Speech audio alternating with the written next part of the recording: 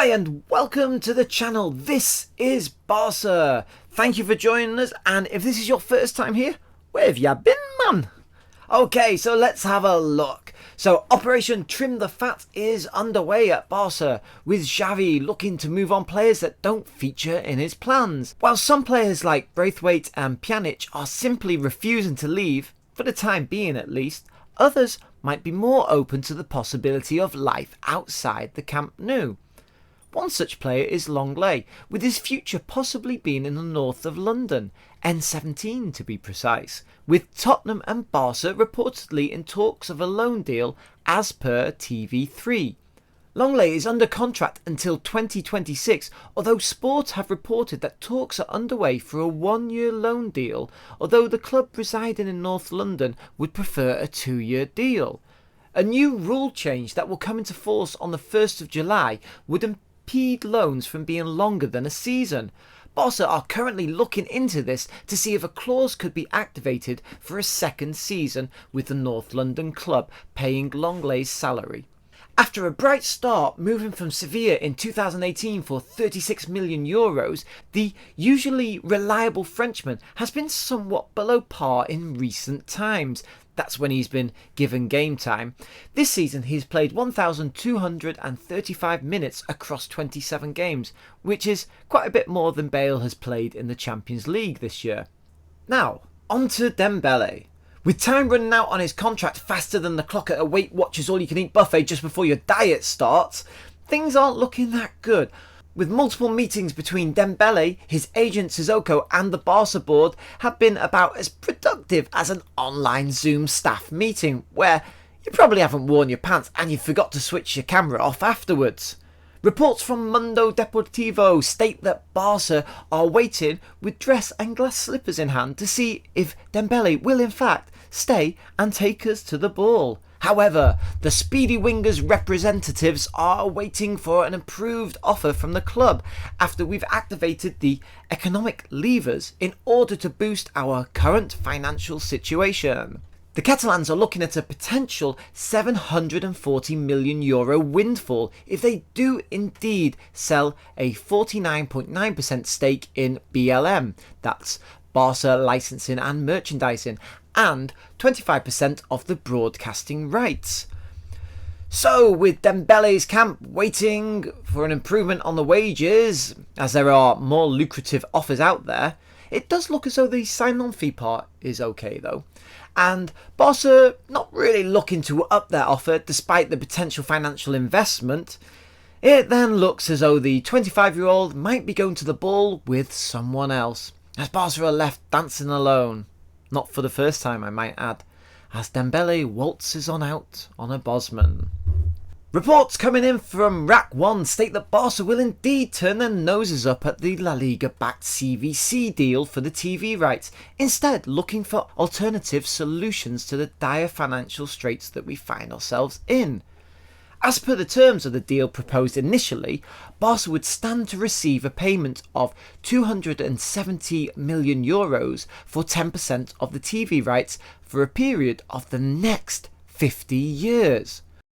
But as the financial situation worsened heading into the summer transfer window, it seemed that President Laporta would reluctantly put pen to paper on the deal.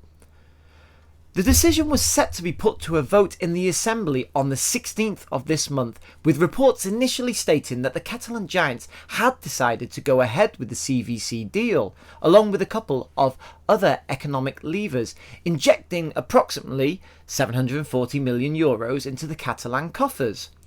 If the latest reports are to be believed and Barca walk away from this, we will now be under increasing pressure to secure a better financial standing despite the BLM deal expecting to generate significant revenue. We may suffer more rounds of austerity than Greece, with more player salary cuts looking to be implemented. Barca's new man, Pablo Torre, the young 19-year-old from Racing Santander, has revealed that he's turned down a more lucrative offer from none other than Real Madrid. He's been quoted as saying to journalist Adri Contreras, "I spoke with Madrid, but in the end my dream was to play and hopefully succeed at Barca. Madrid offered more money, But for me, the important thing was to play at Camp Nou and, above all, the sports project that it offered me. It was clear to me since he called me for the first time, that being Xavi.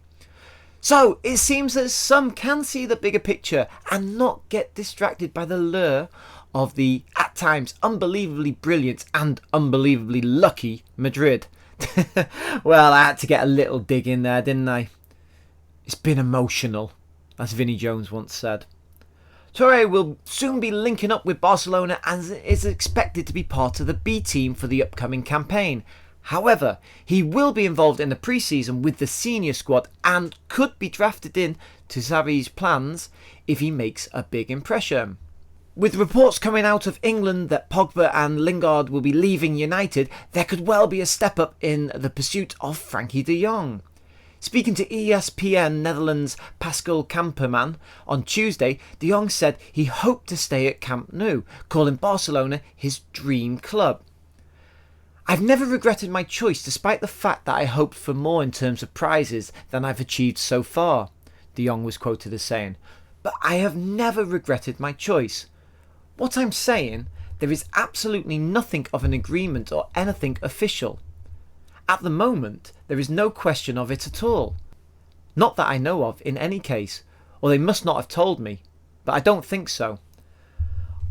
Are wheels in motion behind Frankie's back? I hope he stays with the club. I really do like him. He's looked disgruntled at times, and the emergence of Pedri last season and Gavi this season, along with Nico, mustn't forget him. Oh, Nico, I did enjoy watching your dad Fran with the Super Depot team back in the days. And if you need to Google that, then I do indeed envy your youthfulness. De Jong is a player that Ten Hag highly rates, having worked with him in Ajax. Would our dynamic Dutch dynamo, that was an alliteration and a half there, would he want to go to the red side of Manchester? A team that has underperformed in recent seasons and will be without Champions League football next season. Speaking of which, will we really have a Champions League next year without Ronaldo? It just doesn't seem right. Alas, all good things must come to an end, I suppose. As much as I didn't like you at times, the Champions League will be a poorer place without your presence. Or maybe he would prefer the blue side of Manchester, a team which might suit him better. One thing remains certain. He is without a doubt a highly sought after asset that could command a pretty penny. That is if the world and his dog and La Liga President Tebas stops telling everyone how skint we are and how we would take anything. And new reports are also linking Arsenal with a move for de Jong, so I guess we'll have to watch this space. But I hope he remains in the Blaugrana strip for many a season to come. Okay, that will wrap up our transfer news for now. Thank you very much for listening. I hope you enjoyed this video. Don't forget to like and subscribe and tell all your friends. Phone up your family. Tell everyone about the channel. Even if they don't like Barca, still tell them. Thank you so much and I will see you next time.